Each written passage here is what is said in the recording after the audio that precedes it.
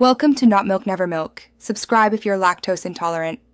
In this video, I will show how to make iced green tea matcha latte.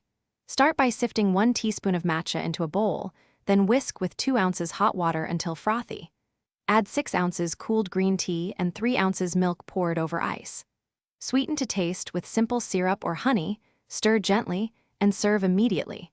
Adjust matcha strength by adding more or less powder, and use dairy or plant milk for varying creaminess.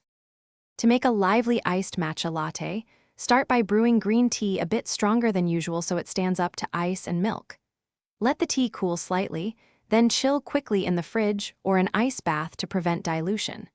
Whisk matcha with just enough hot water to dissolve and become frothy before combining with chilled tea and milk. Taste and balance sweetness to complement, not overpower, the matcha. If you are finding this video helpful, please subscribe and like to support more recipes. Quick recommendation: life is too short for a stinky car, so grab Little Tree's black ice for a crisp, cool scent that pairs oddly well with iced green tea vibes. I keep one dangling when I test lattes, and it brightens the drive home.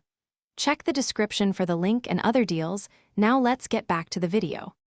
Choosing the right milk and sweetener makes your iced matcha latte sing. Oat milk and whole milk add creaminess, while almond or soy keep it lighter. Simple syrup or honey blends easily into cold drinks, so start with small amounts and taste as you go. For a richer texture, try a splash of cream or an extra ounce of milk. Always aim to enhance the matcha, not mask its vegetal charm. Thanks for watching. If this was helpful, leave a like and consider subscribing. See you next time.